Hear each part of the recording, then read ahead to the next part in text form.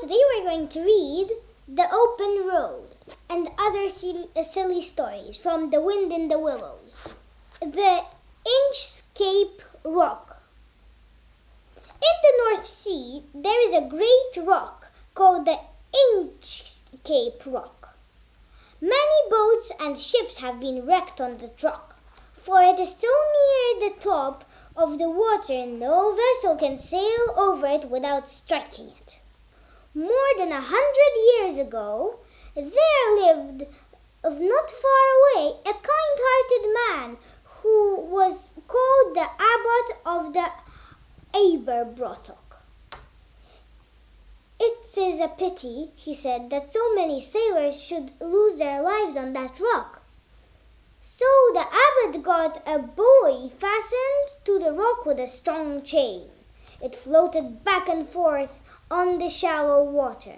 On top of the buoy was a bell, and when the waves dashed against it, the bell would ring out loud and clear. Now sailors were no longer to be afraid to cross the sea at that place. When they had heard the bell ringing, they knew just where the rock was, and they steered their vessels around it. "God bless the good abbot of Aberbrothok," they all said. One calm summer day, a ship with a black flag happened to sail not far from the Inchcape Rock. The ship belonged to a sea robber called Ralph the Rover. He was a terror to all the honest people on sea and shore. There was the little wind that day, and the sea was smooth as glass. The ship stood almost still. There was hardly a breath of air to fill the sails. Ralph the Rover was walking on the deck. He looked out upon the sea and saw the buoy floating above the Inchcape Rock. But the bell was not ringing. There were no ways to set it in motion. "Boys," cried Ralph the Rover, "put out the boat and row me to the Inchcape Rock. We will play a trick on the old abbot." The boat was lowered. Strong arms soon rowed it to the Inchcape Rock.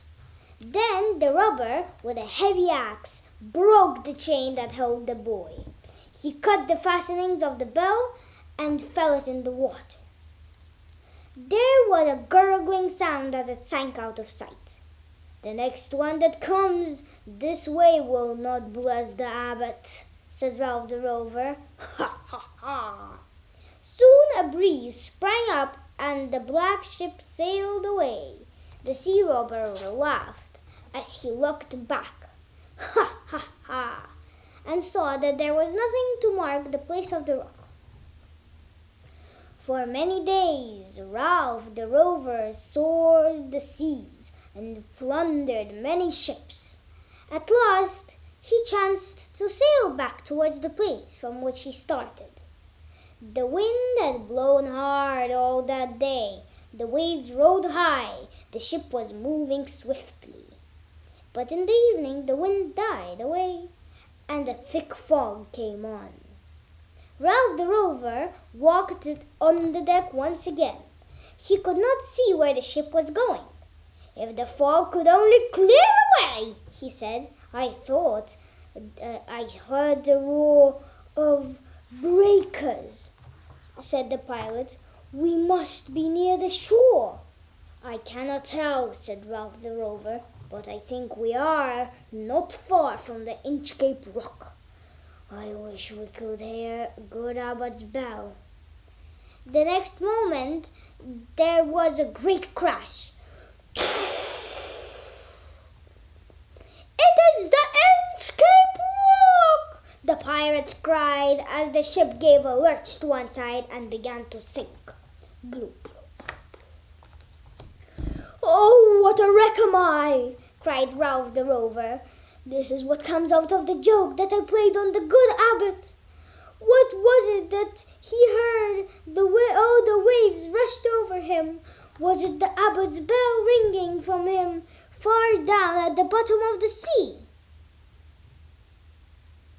Thank you for listening. Until next time, it was me, Mira. Bye bye.